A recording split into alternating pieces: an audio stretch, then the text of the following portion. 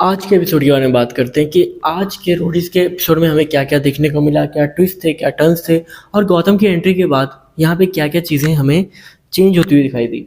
सबसे पहले तो हमें अज़र की और थापा की फाइट देखने को मिलती है, जो कि कहीं न कहीं कोई ऐसी फाइट थी नहीं जो कि बनती थी। बस आपस में ये लोग ये कह रहे थे कि अगर तुम्हें कोई वोट करेगा तो तुम आके हमें बता देना, जिस बात पे यहाँ पे योगेश अपना पॉइंट ऑफ व्यू रखता है, जिस पे थापा और योगेश इन दोनों की फाइट हो जाती है अज़र के साथ। अब इनकी फाइट होती है यहाँ पे, फिर हम वोट आउट देखते हैं।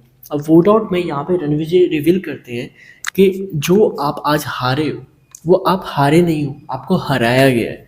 और उसके बाद वो ये रिवील करते हैं कि आप लोगों को यहाँ पे प्लान करके नॉमिनेट किया गया था, मतलब कि ये जितने भी यहाँ पे बैटल ग्राउंड से जीत कर आए हैं, ये सब लोगों को एक टास्क मिला था कि अगर यहाँ पे आप अपनी गैंग को हरवाते हो तो आपको इम्यूनिटी मिल जाएगी और अगर नहीं तो आप सेफ नहीं होगे। सब ने ये चीज़ एक्सेप्ट की सिवाय एक के, और वो यहाँ पे काजल चली गई है एल्विश की गैंग में, जिसने यहाँ पे ये चीज़ सेफ नहीं की। उसने कहा कि मुझे इम्यूनिटी नहीं चाहिए, मैं अपनी गैंग के साथ लॉयल रहूँगी। बाकी सब ने इम्यूनिटी को प्रेफर किया, जिसकी वजह से उनको इम्यूनिटी तो मिल गई बट गैंग नहीं मिली।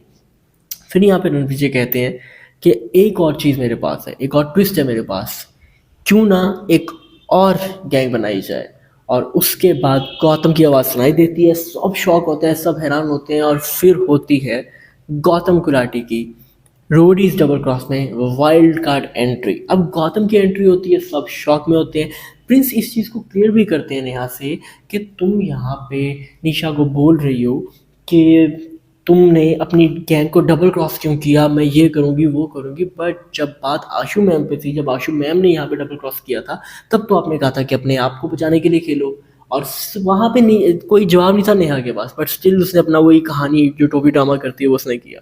उसके बाद यहाँ पे गौतम आता है, गौतम की री एंट्री होती है, वाइल्ड कार्ड एंट्री होती है यहाँ पे।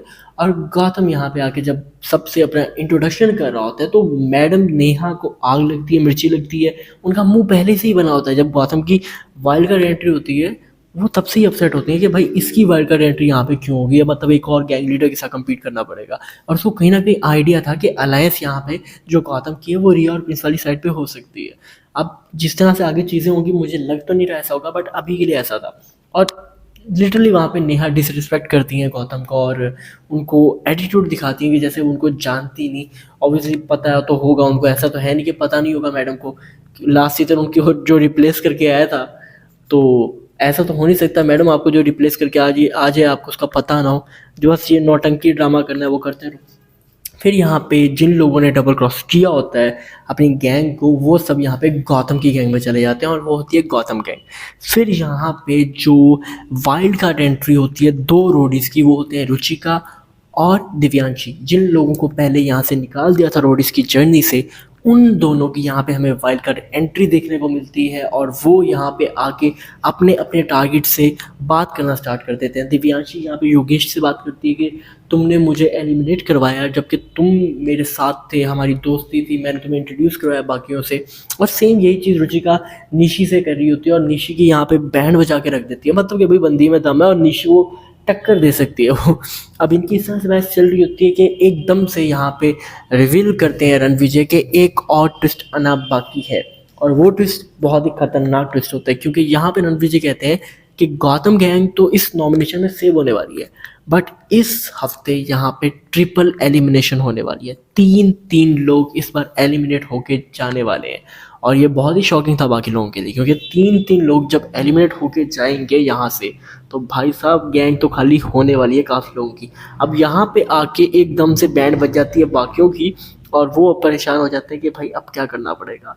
अब यहाँ पे वोट आउट स्टार्ट होते हैं, वोट सब अपने अपने दे देते हैं। यहाँ पे नेहा कहती भी है निशा को कि इस बार थोड़ा सोच समझ के फैसला करना, और गौतम कहते हैं कि तुम ईजी हो जाओ, किसी की बात सुनने की तुम्हें ज़रूरत नहीं है।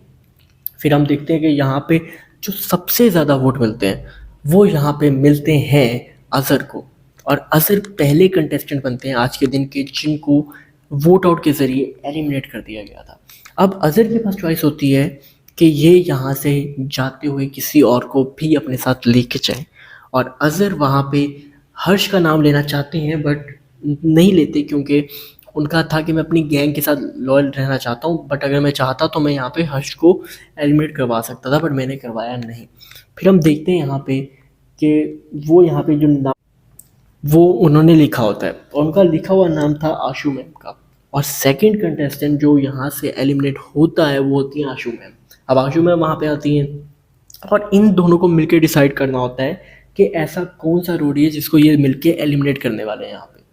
और वो रोडी जिसको ये डिसाइड करते हैं कि इसको हम एलिमिनेट कर देंगे, वो रोडी दोनों का अलग अलग होता है, क्योंकि यहाँ पे अजहर कंफ्यूज होता है। अजहर पहले कहता है कि थापा को एलिमिनेट कर दें, कभी कहता है कि हर्ष को कर दें, but at the and Neha यहाँ पे कहती है कि मुझे फेवर दो, मेरी बात मान लो, अपनी गेम में वोट ना करो। और उसके बाद मैनिपुलेट किया जाता है अजहर को कि नेहा उसको बार बार कहती है कि तुम यहाँ पे प्रिंस गैंग में वोट डालो, और वहाँ पे आकाश थापा को एलिमिनेट करवाया जाता है।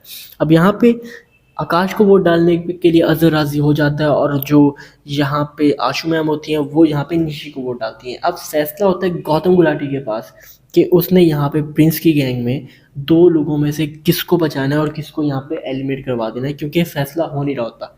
प्रिंस ना कहीं नर्वस से अपसेट होता है कि जितने भी ट्विस्ट आते हैं ये सब मेरे खिलाफ क्यों होते हैं, मेरी टीम को क्यों यहाँ पे एलिमिनेट किया जाता है। एल्विश यहाँ पे आता है, सब लोग आते हैं गौतम सा की बात करते हैं कि भाई ऐसे नहीं करना वैसे नहीं करना। और कहीं ना कहीं प्रिंस और गौतम की ऐसा लग नहीं रहा कि इस बार भी वो वाइब मैच होने वाली है। इनकी चीज़ें क्लियर हो गई थी या आगे जाके होंगी ये तो देखना इंटरेस्टिंग रहेगा, बट अभी के टाइम पे प्रिंस और गौतम की बॉन्डिंग नहीं दिख रही। और होता ये है यहाँ पे कि जब दोनों को गौतम पिच करने का कहते हैं कि तुम दोनों पिच करो, तुम दोनों बोलो, तो निशी यहाँ पे अपना 100% देती है, अपने आप को पिच करवाती है, अपनी बात करती है। एंड यहाँ पे जो आकाश है वो कहीं ना कहीं उस तरीके से अपने बारे में बात नहीं कर पाते, अपने अपने आप का बारे में नहीं बता पाते कि मैं कितना पोटेंशियल रखता हूँ। और इसी वजह से यहाँ पे आकाश थापा को गौतम एलिमिनेट कर देते हैं। और जो आखिरी रोडी यहाँ पे जो थर्ड रोडी एलिमिनेट होता है वो आकाश है। 3 रोडी इस वक्त एलिमिनेट हो गए। यहाँ पे योगेश भी बहुत रोता है, बाकी रोडीज़ भी बहुत यहाँ पे सैड होते हैं। और नेहा मैडम जो यहाँ पे बार बार कह रही थी कि भाई यहाँ पे निशी को नहीं आकाश को एलिमिनेट करवाओ, फिर उनको बहुत रहम आता है, उनकी आंखों से आंसू निकलना स्टार्ट हो जाते हैं। मैडम के आंसू जब यहाँ पे अजहर जा रहा था तब उनको कोई फर्क नहीं पड़ा, बट आकाश के लिए उनको आंसू आ गए। बहुत ज़्यादा इमोशनल है यहाँ पे नेहा मैडम, जो कि ढोंग और ड्रामा ज़्यादा आजकल कर रही हैं। और ऐसा कोई है नहीं भाई दिल में मेरे, बट ऑब्वियसली जो दिखता है मैं वही आपके सामने रखता हूँ। मेरा कोई अपना ओपिनियन नहीं है इस तरह का जो कि मैं अलहदा से उठा के किसी और शो को देख के लाता हूँ। बट दिख रहा है कि भाई मैनिपुलेशन किस तरह से नेहा इस बार कर रही है।